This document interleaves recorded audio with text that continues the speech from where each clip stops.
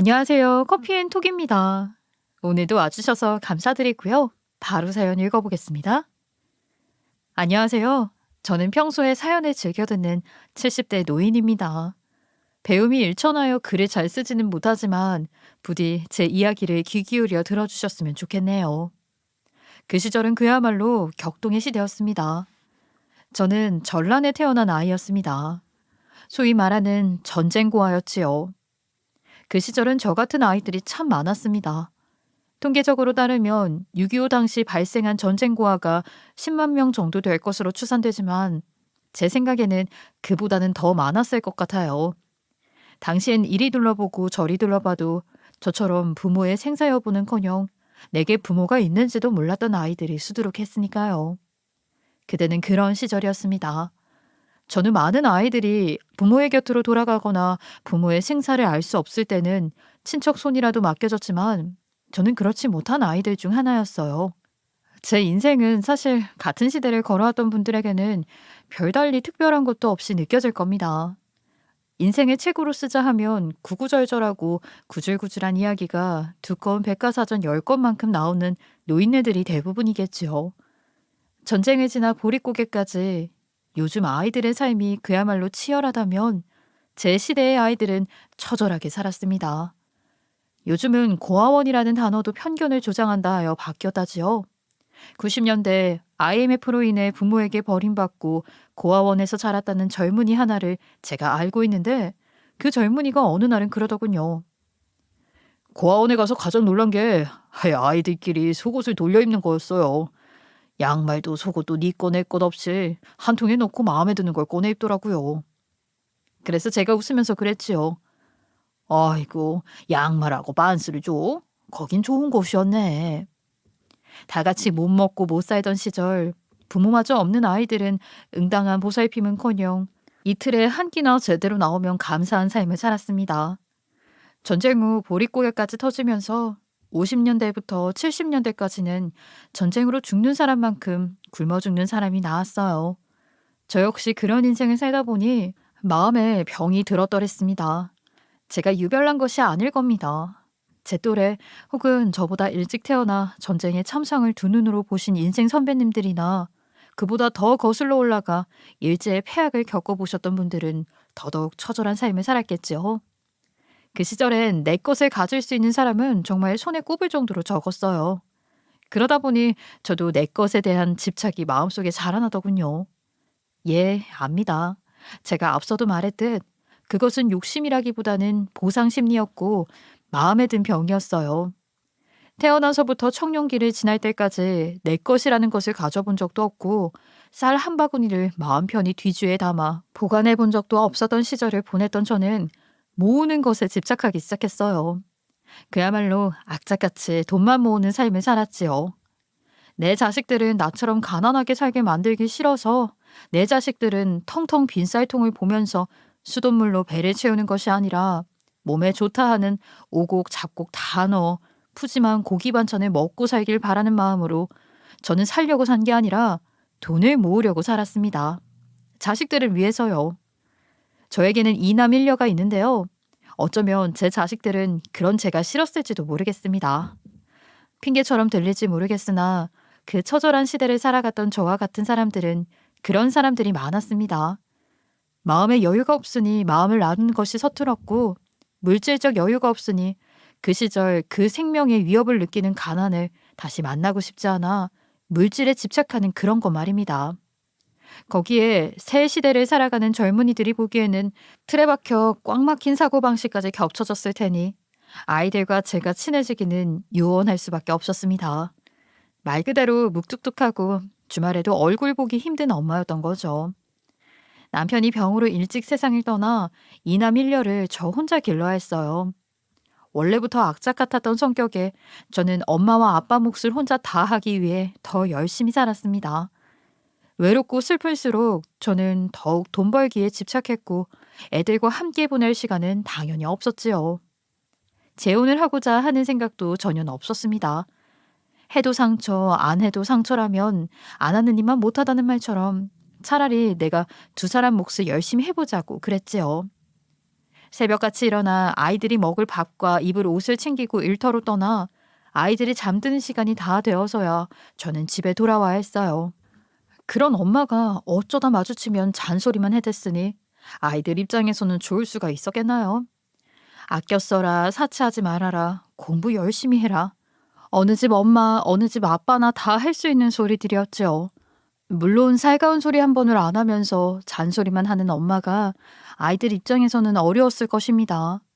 때로는 옆집의 누구처럼 비싼 메이커 운동화 하나를 안 사준다는 큰아들 녀석의 볼멘 소리에 넉마가 되어 더 기울 곳도 없는 제 속곳을 보여주며 애미는 이리 산다 하고 너희의 미래를 위해 조금만 더 아끼자 하고 그런 얘기도 했었지요. 물론 그렇다고 해서 제가 자린고비처럼 아이들에게 줄 것을 주지 않고 키운 것은 아닙니다. 못 먹고 살았던 시절의 기억이 70이 넘은 지금도 한이 되는 사람이 저이기에 아이들만큼은 부족함 없이 배고프다는 소리 나올 일 없이 살았으면 하는 바람에 그 시절에도 없는 형편에 밤 늦게라도 퇴근하는 길이면 통닭이며 족발이며 아이들에게 야식을 사다 먹이고 밥상에는 고기 반찬 마를 날이 없었고 비싼 메이커 운동화는 안 사줘도 아이들이 먹고 싶다 하면 먹을 것은 모든 배가 터지도록 사주었으며 밖에 나가 아빠 없는 자식 소리 듣지 않게 하기 위해 옷은 늘 새 것같이 잘 빨아서 해진 곳 없는 깨끗한 옷만 입혔습니다. 물론 요즘 기준으로는 제가 결코 좋은 엄마는 아닐 것입니다.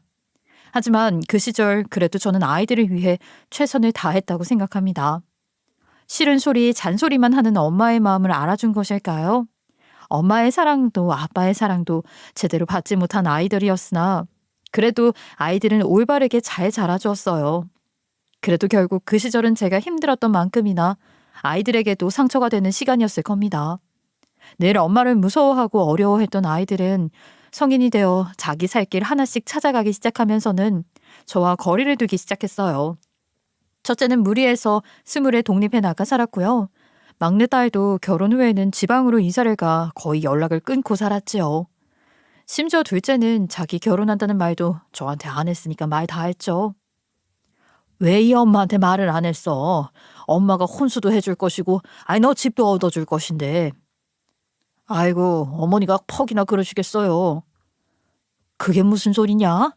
이 어미가 너희 남부럽지 않게 다 해주려고 지금까지 이렇게 돈을 벌고 살았는데 내가 뭐 죽을 때 돈을 싸들고 저승에 가겠니? 이거 어차피 다 너희 거요. 이 엄마가 지금 너희 사는 집 근처에 좋은 빌라 알아놨으니까 시간 날 때 같이 가서 집 좀 보자. 엄마가 자식 결혼하는데 그 정도도 못 해주겠어? 아 왜요? 집 알아내서 이제는 손주들한테까지 그 잔소리를 그대로 옮기시려고요? 일 없어요. 정 집해주고 싶으시면 돈으로나 붙이세요. 그리 말하길래 그래서 엄마가 구해다 주는 집보다는 직접 보고 부부가 같이 고른 게 더 좋겠다 싶어 그리했지요. 어느 날은 큰애와 이런 일도 있었습니다. 영훈이 어디냐? 엄마 너 집 앞에 와 있다. 뭐하러 오셨어요? 아니 그냥 설기살을 많이 샀는데 너 소고기 장조림 좋아하는 거 생각나서 좀 했어. 반찬만 주고 갈 텐게. 됐어요. 저 지금 집도 아니에요. 그럼 어디 옆집이나 뭐 맡길 데 없냐? 아 이것만 주고 갈게. 날이 다셔서 대문 앞에 그냥 두면 상할 것인데. 아 되다니까요. 저 지금 바쁘니까 끊어요. 혼자서는 어림도 없을 정도로 많이 만든 장조림. 그냥 동네 노인네들끼리 나눠 먹고 말았지요. 서운하지 않았다면 그 집부렁이지만 그래도 애들 마음이 이해가 안 되는 건 아니었습니다. 마음만 사랑하면 뭐하나요? 그 사랑을 표현했어야 했는데 엄마가 어렵고 무서웠던 아이들은 스스로 딛고 일어설 수 있는 나이가 되니 거리를 두더랍니다. 그 마음 10분 이해하여 저도 무어라 말하지 못했어요. 나랑은 대면했어도 세 남매 간의 우애는 참 돈독했기에 그걸로 됐다 했지요. 과거 내가 돈을 벌러 나가고 아이들끼리 집에 남아있으면 터울이 많이 나지도 않은 세 남매가 서로 돈독하게 챙겨 먹이고 챙겨 입히고 챙겨 놀면서 잘 지내다 보니 성인이 되어서도 서로 연락하고 만나고 잘 지내더라고요. 나는 이제 저무는 했지만 아이들은 한창 쨍쨍하니 뜬 봄날의 햇살 같은 인생들 아닙니까? 지는 해가 자리를 비켜주는 것이 응당하다 여겼지요. 이리 말하면 참 거창하게 들리시겠지만 저에게도 꿈은 있었습니다. 저는 어릴 때부터 부동산에 관심이 많았어요. 하지만 배움이 일천하여 그조차 제대로 깨우지 못한 저에게는 언감생신이었죠. 부동산뿐만이 아니었어요. 90년대부터는 주식이나 펀드에도 관심이 많았고 어떻게든 재산을 불려 부자가 되는 것만이 제 생각을 지배했지요. 어느 날 문득 열심히 일만 한다고 돈이 모이는 것이 아니네 라는 생각이 들어 고된 일을 마치고 밤 늦게 집에 돌아와 독학으로 글을 깨우치고 부동산, 민법, 세법, 주식이나 금융에 관련된 것들을 공부하기 시작했어요. 영어도 한문도 할 줄을 몰라 매번 어려움에 부딪히기 일쑤였고 그동안 육체노동밖에 안 해왔던 머리는 제대로 굴러가지 않았으니 이를 악물고 악착같이 했습니다. 은행에 그냥 처박아 넣어둘 줄만 알았던 돈으로 아름아름 하나씩 배워 전답도 사고 건물도 사고 주식도 사봤어요. 돈이 굴러간다는 것을 느끼는 그 시간 자체가 행복했지만 이 돈을 열심히 모아 우리 자식들이 필요할 때 적재적소에 선물해 주었을 때 기뻐할 자식들의 모습을 떠올리니 10배, 아니 1000배로 행복감이 들었지요. 그러나 늘 좋기만 한 건 아니었어요. IMF가 터지고 맙니다. 그 시기는 정말 재벌가도 힘들었다 할 정도로 어려운 시절이었지요. 남들보다 모아둔 돈이 조금 많을 뿐이었던 저라고 다를까요? 정말 앞으로의 살 길이 막막해 생전 찾지 않았던 점집도 찾아보고 별짓을 다 했어요. 동네 아줌마들이 추천해준 용하다는 점집을 찾아가니 점쟁이가 그리 말하더군요. 초년 중년은 지질이 복도 없을 상이네. 있는 걸 빼앗기는 수준이 아니라 아예 손에 쥐어보지를 못할 상이야. 하루에도 수십 번씩 생을 포기하고 싶은 날들이 앞으로도 계속 있을 거야. 하지만 포기하지 마. 내 보기에 자네 말년우는 그동안의 고생을 모두 상쇄하고도 남을 만큼 아름다울 테니까. 말년의 위기가 한 번 더 크게 있을 테지만 그 위기만 넘으면 남은 것은 복뿐이니 절대 내 말 잊지 마. 솔직히 점은 그때가 처음이자 마지막이었기에 반신반의했습니다. 하지만 사람들이 종교에 빠지는 이유를 언뜻 알 것도 같더군요. 희망 하나 없는 어둑하고 축축한 삶에 점쟁이의 그 당부가 저의 희망이자 이정표가 되어주었습니다. 나쁜 생각이 들 때마다 그 말을 떠올리면서 죽지 못해 살고 있었는데 정말 50을 넘기고 나서 자식들도 결혼하고 짐을 하나씩 내려놓을 때쯤이 되니 인생이 술술 풀리기 시작하더군요. 이남 일녀 두 아들 모두 결혼을 하였으니 제겐 며느리도 둘이 있는 셈입니다. 하지만 자식들과의 사이 자체가 대면대면하다 보니 며느리들이라고 다르진 않아서 전화 한 통 먼저 하는 경우가 잘 없었어요. 그야 당연한 거 아니겠습니까? 자식도 찾지 않는 부모를 남의 자식이 어찌 찾을까요? 그런데 그냥 찾지만 않으면 다행인데 어느 순간부터는 점점 뒷방 늙은이 취급하며 사람을 하대하기 시작하더군요. 아마 자식들에게 내 재산이 얼마나 모여져 있는지를 확실히 말해준 적이 없었던 탓에 가진 것도 없는 무식한 노인네가 빨리 안 죽고 자기들 귀찮게 한다 싶어 그랬겠지요. 아무리 제가 자식들에게 서운한 엄마였다지만 며느리들에게까지 그런 취급을 받으니 우라가 치밀어 오르는 것은 어쩔 수 없더라고요. 얘들아, 이번 추석에는 오니? 큰애는 일을 하는지 전화를 안 받아서 너한테 해본다. 참 어머님도 아드님이 전화를 안 받으면 눈치가 딱 안 오세요? 안 간다는 소리잖아요. 그래도 벌써 2년째 얼굴 한 번을 못 봤는데. 저번에 애들 영상통화 시켜드렸잖아요. 그걸로는 부족하세요? 나 참, 늙으면 욕심 맞는다더니 주는 건 없이 받는 것만 생각하면 어떡해요? 뭐라고? 너 지금 말 다 했니? 앞으로는 이런 문제로 저한테 전화하지 마시고 본인 아들한테 전화하세요. 큰 며느리는 대놓고 이렇게 패악을 부렸고 작은 며느리도 새슬 웃는 낯으로 어머님, 이미 6개월 전에 해외여행 가려고 티켓이며 호텔값을 다 잡아놔서 안 되겠네요. 하면서 사람 면전에 대놓고 비아냥댔지요. 예를 하나 든 것이지 이런 일이 몇 년이나 이어졌고 며느리들의 버르장머리는 날이 갈수록 심해졌습니다. 그렇다고 제가 애들을 구박하거나 시집살이를 호되게 시킨 것도 아니었는데 대체 제가 이렇게까지 멸시당하고 미움받아야 할 이유를 못 찾겠더군요. 그렇게 1년이 2년 되고 몇 년이 그 꼴로 지나가니 정신적 충격과 자괴감, 화병으로 인해 불면증까지 오더라고요. 한참을 마음고생을 하며 정신과 상담도 받아보았고 결국 60이 넘은 나이에 수면제 없이는 잠을 잘 수 없는 지경에 이르러 건강도 마음도 서서히 갉아먹히고 있었더랬습니다. 사람이 잠을 자지 않고는 살 수 없으니 내성이 생겨 잘 듣지 않는 수면제를 몇 알이나 꾸역꾸역 먹고 잠들어도 몇 시간 후면 어릿한 두통 속에서 깨는 날이 지속되었고 결국 저는 일도 다 손에서 놓아야 했어요. 그러던 어느 날이었습니다. 그날도 어김없이 약 기운에 잠깐 잠에 들었는데 어스름한 새벽에 누가 갑자기 우리 집 대문을 부서져라 두드리기 시작하는 겁니다. 대체 무슨 일인가 싶어 나가보았더니 두 아들과 며느리가 성이 난 표정으로 서 있더군요. 어머니 전화도 안 받고 뭐 하시는 거예요? 그렇게 오라고 성아성아를 부리시더니 막상 오니까 이게 뭐예요? 그동안 저희가 안 찾아왔다고 뭐 복수라도 하시는 거예요? 아휴, 아니 새벽에 다들 무슨 일이요? 새벽이라니요. 지금 아침 11시에요, 어머니. 이 땡볕에 땀 뻘뻘 흘리며 서 있는 거 안 보이세요?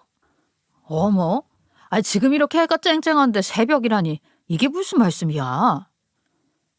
어머니, 지금 일부러 그러시는 거예요? 약 때문에 몸에 영 기운도 없고 애들이 쨍쨍거리며 떠드는 소리도 정신없고 간신히 든 잠이 억지로 깬 탓에 저는 횡설수설하기 시작했죠.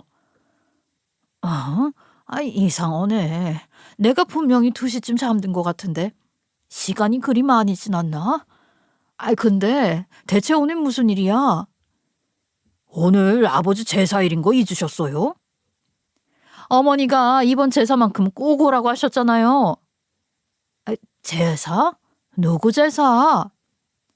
어머니 정말 왜 이래요? 우리 아버지요. 어머니 남편. 그러고 보니 그랬습니다. 사실 제 남편의 차이는 강경하였어요. 알코올 중독에 마누라가 번 돈을 빼앗아다 고수독과 소주에 탕진하는 몹쓸 남편이었죠. 요즘 젊은이들이야 그런 논팽이 당장이라도 버리고 이혼한다 하지만 저는 옛날 사람이잖아요. 그땐 참고 사는 게 너무나도 당연한 시절이었기에 강경화에 걸려 몸도 못 가누는 남편의 마지막까지 수발을 들고 혹사당했던 것이 저였기에 그 끔찍하고 가난했던 삶이 싫어 나이 들고 나서는 남편 생각도 안 하고 사는 사람이 저였어요.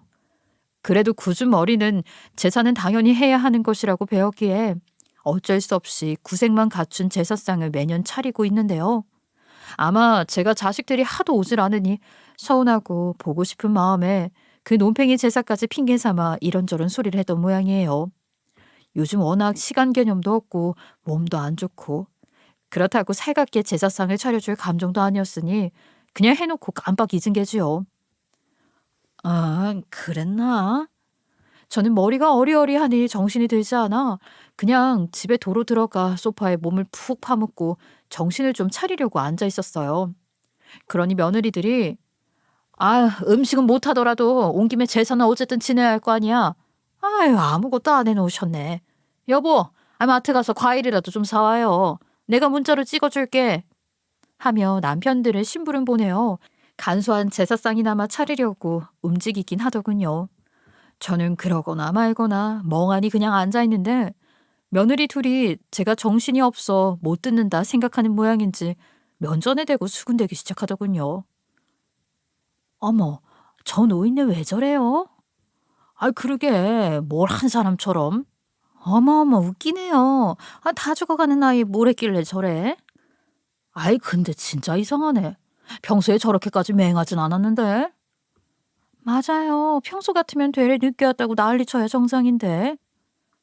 동서, 혹시 저 노인네 치매 온 거 아니야? 어머, 치매요? 그래. 어디든 고장날 나이가 됐잖아. 그동안 너무 쌩쌩해서 이상하다 싶었는데. 어머, 형님. 그런가 봐요. 저는 며느리들이 하는 말을 다 듣고 있었으나 대꾸할 기운도 없고 어디까지 뭐라고 짓거리는지 두고 보자 하는 마음도 있어서 그냥 못 들은 척하고 지그머니 일어나 안방으로 들어갔습니다. 아이고, 몸이 되어서 안 되겠다. 어차피 그동안도 뭐 고생만 간신히 갖춰야 했으니 오늘 제사는 너희들끼리 알아서 하거라. 나는 좀 쉬어야겠다. 다 끝나면 부르던가. 저는 그렇게 말하고 자는 척하며 문지방에 귀를 바싹 대고 녀석들이 하는 이야기를 듣기 시작했지요. 곧 아들들이 며느리 심부름을 마치고 들어와 제사상을 차리기 시작했고 그러며 두런두런 이야기를 나누었습니다. 조금 전에 이상했던 저의 행동을 이야기하고 있었죠. 아무래도 어머님 진짜 치매인 것 같아. 맞아요. 형님이랑 저랑 앞에서 이야기하는데도 하나도 못 듣고 멍하니 퍼즐로 앉아만 있더라니까요. 진짜 치매에 걸렸거나 뭐 한 사람처럼 퍼져 있기만 하더라니까. 허공만 응시하는 게 난 좀 소름 끼치더라. 며느리들끼리 그렇게 제 뒷담화를 하니 글쎄 아들놈들이 거기에 말을 얹지 뭡니까? 치매? 그럼 차라리 잘 됐네. 노인네 그동안 떽떽거리는 거 듣기 싫어 죽는 줄 알았는데 앞으로는 그러지도 못할 거 아니야. 그래, 치매 걸리면 우리야 편하지. 그 뭐지? 요양 등급인가? 그거 나오면 요양원에 보낼 수도 있잖아. 요즘 나라 지원도 빵빵하고. 거기다가 치매 등급 4급 이상 나오면 성년 후견인 신청해서 재산도 우리가 관리할 수 있게 되거든. 뭐 있어봐야 얼마나 있겠냐면은. 그래도 내가 알기론 어머니가 땅이랑 건물이 좀 있어.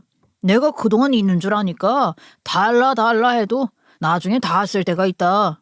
이치라를 하면서 옆구리에 끼고 놓질 않더라니까. 욕심 많은 노인네. 에이, 그래도 형은 어머니가 유학도 보내주셨잖아. 야, 너는 결혼할 때 아파트 받았잖아. 아무튼 결정했으면 빨리 움직이죠. 그래요. 절차가 하루아침에 끝나는 것도 아닌데 형님 말대로 빨리 움직여야 하루라도 빨리 우리가 잘 나눠갔죠. 그래. 노인은 어차피 죽으면 그뿐인데 우리가 손주들을 위해 잘 써주면 오히려 고마워해야지. 근데 신우이는 어떻게 해요? 신우는 아직 이건 모르는 것 같은데. 유언미? 걔는 그냥 둬. 나눠 가질 사람 많아봐야 우리 목만 줄어들어. 어차피 여자는 출가 외인 아니야. 우리끼리 딱 2등분해서 가져가자고. 그래. 괜히 우리끼리 싸움 내지 말고 여기서 딱 정해. 5대5. 콜? 콜? 그러면서 막내딸 윤미까지 따돌리고 저들끼리 제 재산을 다 해먹을 꿈에 부풀어 있더라고요. 기가 꺽 차고 팔짝 뛰겠더군요.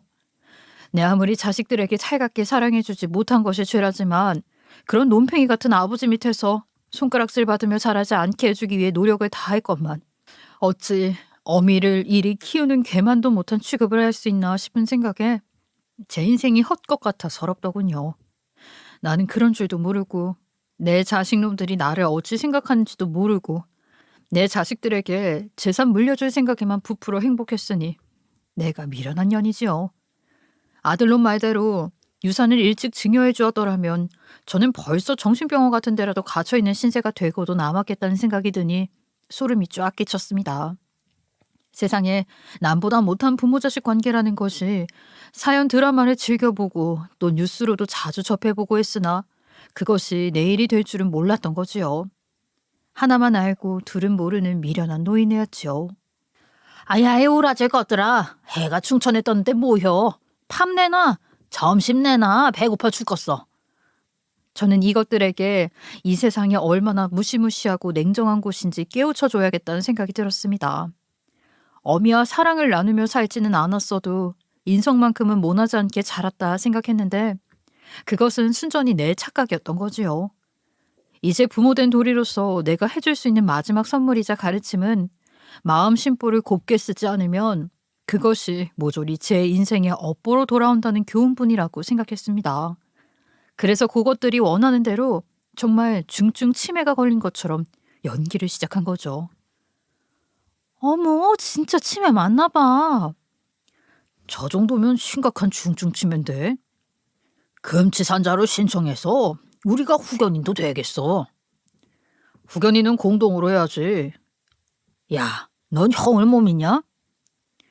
아니, 이년들이 밥 안 주고 뭐 해? 사과, 사과다. 나 사과 깎아줘.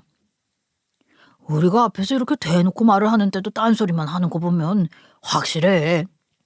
그래, 맞아.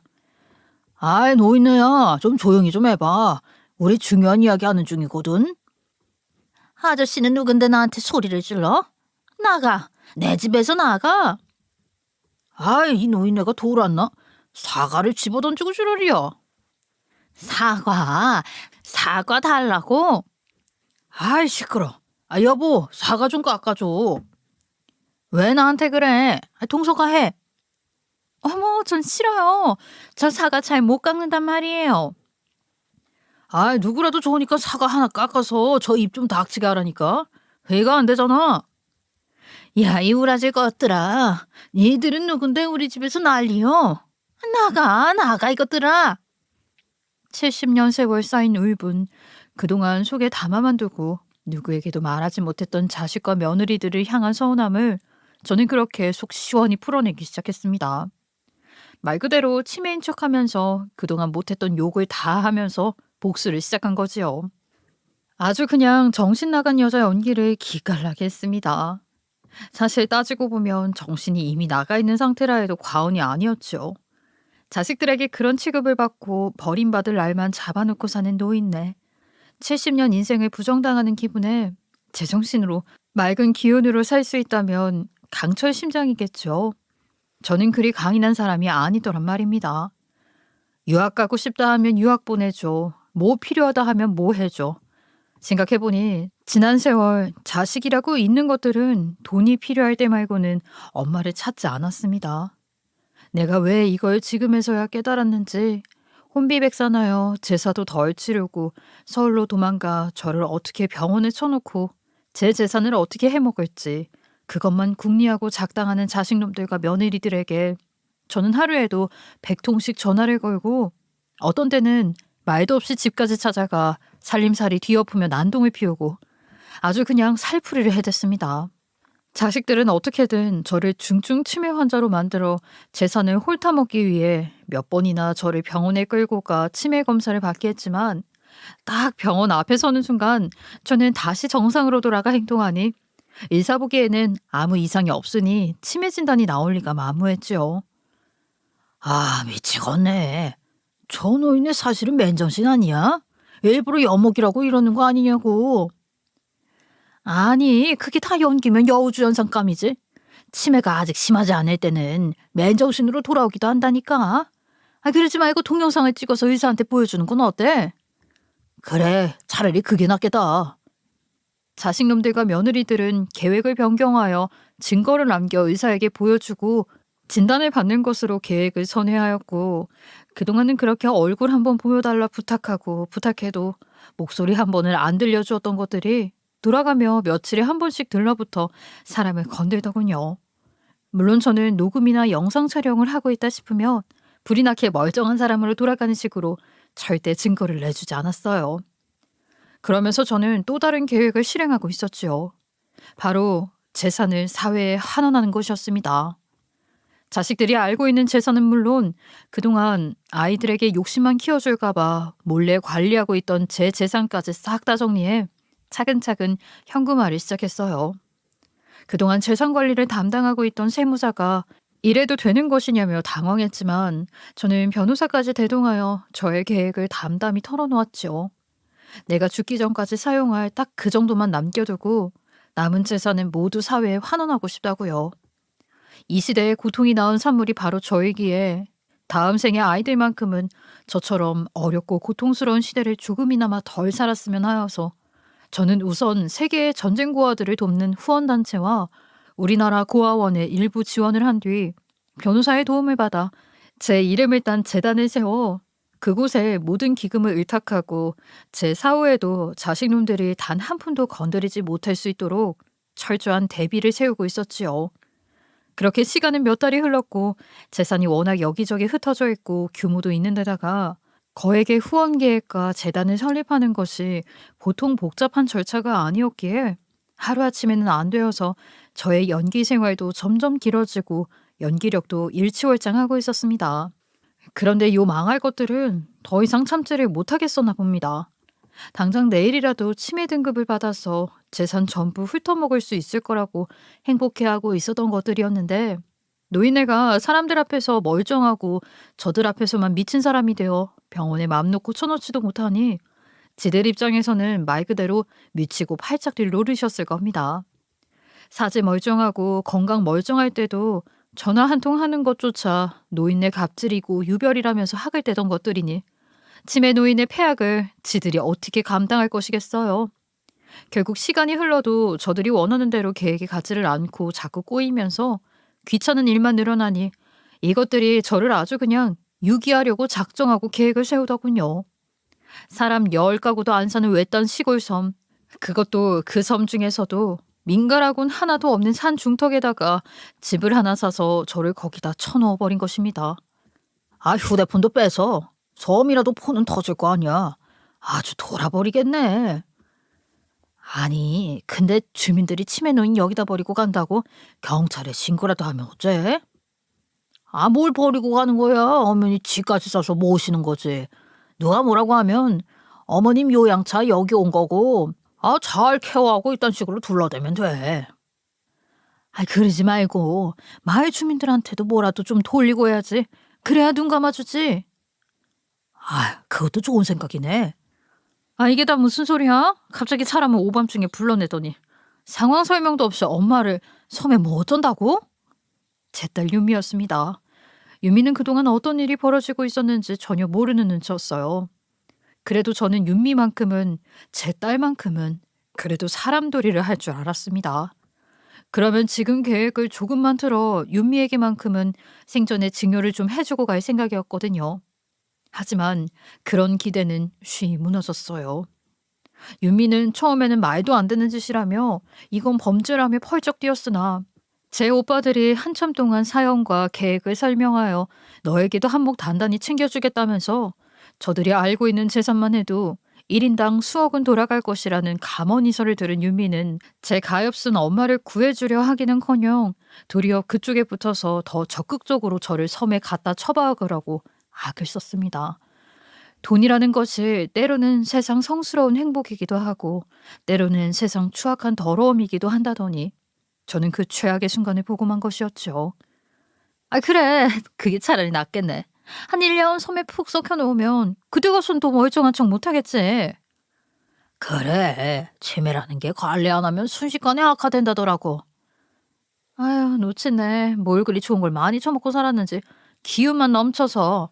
아, 좀 있으면 배와. 빨리 준비해. 그러며 이것들은 싫다고 악을 쓰는 저를 억지로 배에 태워 이름도 처음 듣는 전라도 시골 섬에 덜렁 버리고 갔습니다. 엄마, 화내지 말고 조금만 기다려. 내가 곧 데리러 올게. 착하게 잘 지내고 있어야 해. 딸년이라는 것은 악마처럼 웃으면서 일을 이야기하더군요. 그나마 조금 망설이던 것마저 싹 사라진 저는 섬에 갇힌 후 그동안 준비했던 계획을 최대한 빨리 앞당겨달라고 변호사에게 지령을 내렸어요. 저의 구구절절한 사연을 들은 변호사도 격노하며 모든 것을 최대한 빨리 그리고 완벽하게 해낼 테니 조금만 참고 거기 계시라며 배편으로 먹을 것과 입을 것을 보내주기도 하였지요. 나 참 생판 모르고 살았던 남의 자식도 사람 불쌍한 줄을 아는데 길에 가다 우연히 밟아버린 개미에게도 측은지심을 느끼는 것이 사람일지언데 제가 정말 자식을 잘못 키운 것일까요? 아니면 하필이면 삼남매가 모두 제 아비의 피를 물려받아 버린 것일까요? 통탄할 일이었습니다. 그리고 딱 석 달이 지났을 때 이것들이 섬에 처박힌 제가 어찌 지내고 있는지 정확히는 얼마나 더 치매가 진행되었는지 확인하려고 섬을 찾았더군요. 그때는 이미 모든 재산이 현금화가 되어 저의 원대한 계획이 실행 직전이었고 변호사가 모레 아침에 모시러 올 테니 기다리라고 연락을 주었던 상황이었습니다. 제가 전화도 없이 변호사랑 어찌 연락을 나눴냐고요? 저들만 돈으로 사람 매수할 줄 안답니까? 저도 돈 있고 머리 있고 사람도 있는걸요. 저들이 돈으로 매수하였다고 생각했던 섬 주민들은 사실 다 제 편이었고 그런 천인공노할 짓을 한 자식들은 천벌을 받아야 한다며 다 저에게 공감하여 화내주었지요. 섬주민 역시 대다수 자식들을 다 무트로 보내고 외로이 사는 노인들이었기에 더욱 그랬습니다. 그래서 전화를 대신 빌려 쓰고 이것저것 대접도 받고 또 제가 고마워 사례도 하고 자식놈들 생각과 달리 저는 물 좋고 공기 좋은 곳에서 요양을 잘만 했습니다. 자식놈들은 꿈에도 상상 못했겠지만요. 그리고 놈들이 섬에 도착해 저를 버리고 간 산 중턱 초가집에 딱 들어온 순간 의아한 눈초리로 서로를 보더군요. 그야 제가 멀끔한 나트로 깨끗한 옷을 입고 멀쩡히 있으니 놀랄 수밖에요. 아, 이게 어떻게 된 거지? 오히려 상태가 나아진 것 같은데. 아이, 공기 좋은 시골에서 지내면 오히려 호전되는 사례가 있다던데. 그럼 어떡해. 마을 사람 매수한다고 소고기 사다 먹인 게 얼만데. 또 계획 바꿔야 해? 그럴 거 없다. 그 소고기 아무도 안 먹고 다 바다에 갖다 버려 물고기 밥 됐으니까 가서 괴기들이나 대접하던지. 어머니? 어머니, 정신이 드신 거예요? 나 애초에 맨정신이었다. 그날 너희 아버지 제삿날 너희가 내 면전에 대고 뭐라 했는지 내가 다 기억하고 있다. 이게 대체 무슨 소리야, 엄마? 멀쩡한 사람이 왜 치매 연기를 해? 너희 어떻게든 날 병원이든 양로원이든 쳐놓고 내 재산 홀타먹을 궁리만 했지. 내가 너희한테 인생의 참맛, 인생의 쓴맛, 인광보를 주기 위해 그동안 연기했던 거다. 어머님, 그럼 저한테 쌍욕하고 물건 던진 것도 다? 당연한 거 아니냐. 내가 그렇게 벌써부터 정신 나갈 인간으로 보이냐? 그러며 저는 변호사에게 미리 받아두었던 서류를 놈들 앞에 흩뿌려 버렸지요. 그것들은 모두 제가 가진 건물과 땅을 팔아 현금화한 재산을 어느 재단에 기부하고 얼마치의 구호 물품을 구매하였으며 비영리 후원재단을 설립하기 위해 들어간 투자금이 얼마였는지 따위의 것들이었어요. 믿기지 않는다는 표정으로 황망하게 서류를 마구 뒤적이며 읽던 녀석들은 점점 낯빛이 허옇게 변하면서 동공이 탁하게 풀리기 시작하더군요. 금수만도 못한 것들에게 바친 내 인생을 되돌릴 수는 없고 남은 인생은 내 알아서 내 행복 위에 살 거다. 보면 알겠지만 나 죽을 때까지 쓸 돈 말고는 한 푼도 남은 것이 없으니 그따위 심보로 남떡 볼 생각 말고 이제라도 정신 차리고 살아. 넋이 나간 표정의 자식들을 보면서 후련하고 통쾌했느냐고요? 그럴 리가 있겠습니까? 가슴이요 박박 천갈래로 찢어진 느낌이었습니다. 그래요, 다 내 잘못이겠죠. 자식들이 그리 망가지는 것도 모른 채 먼 미래의 행복만 꿈꾸며 살았던 내 잘못인 거지요. 그래도 차라리 지금에라도 알아서 다행이라 생각합니다. 한평생 내 입에 넣을 거 하나라도 아껴 자식들 입에 넣어주던 그 미련한 삶, 이제는 버리려 합니다. 먹고 싶은 것 먹고 사고 싶은 거 사고 가고 싶은 곳 마음껏 가며 내 마지막 인생을 만끽하려고 합니다. 그래도 언젠가는, 죽기 전에 언젠가는 내 평생을 바친 헌신이 헛되지 않았다고 누군가 내 손을 꼭 잡고 그리 이야기해 줬으면 좋겠네요. 저의 신세 한탄과 같은 이야기 들어주셔서 너무 감사하고요. 여러분들은 자식들과 함께 잘 늙는 인생 사셨으면 좋겠습니다. 지금까지 커피앤톡이었습니다. 오늘도 끝까지 함께 해주셔서 감사하고요. 다음 영상으로 또 찾아뵙겠습니다.